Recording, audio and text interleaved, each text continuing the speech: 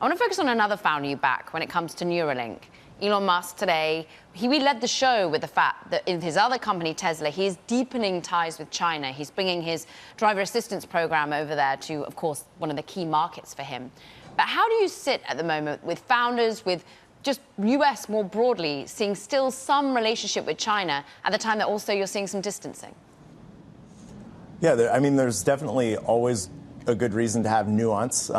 There's a lot of different, stakes that need to be taken into consideration when you look at interacting with the Chinese market versus interacting with the Chinese government versus interacting with government control over things that are impacting U.S. consumers. And so I think obviously diplomacy is critical in all these scenarios. Elon is doing what Elon needs to do for the companies that he has operating in country there.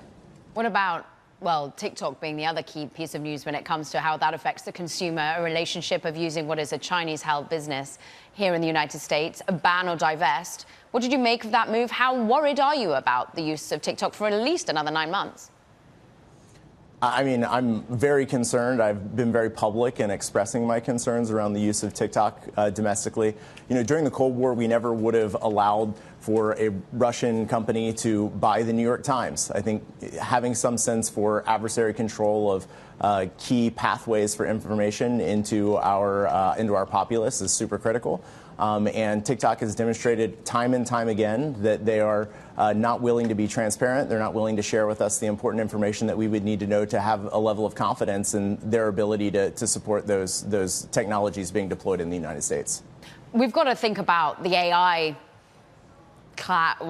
all-encompassing narrative here, Ed, a little bit. When we were talking about Elon and Tesla, you referenced Baidu, of course, big stakes in AI there. We've also got TikTok, owned by ByteDance. China's got its own interest in all of this at the moment, Ed. For me, that's the story, right?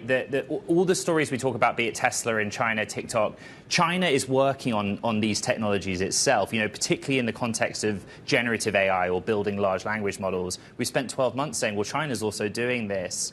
The question for someone like you and your industry is, how do you get the balance right between being collaborative and also putting US interests first? That's basically what I think it comes down to for you.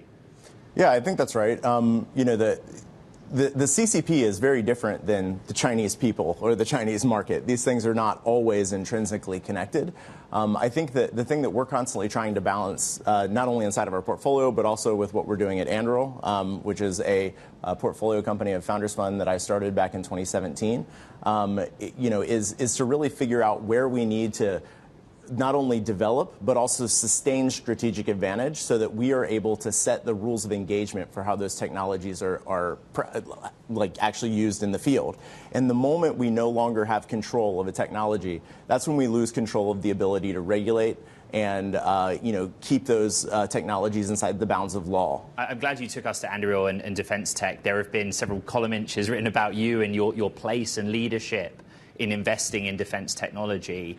What I want to ask you is if you're seeing signs that the US government, the top level of government, is now sort of hand in hand with Silicon Valley. Like, you guys do it really well, so go and do it. I guess working with the government's really hard. I don't know how else to say that. Before I joined Founders Fund 10 years ago, I was doing sales at Palantir, where I spent the prior 6 years of my career.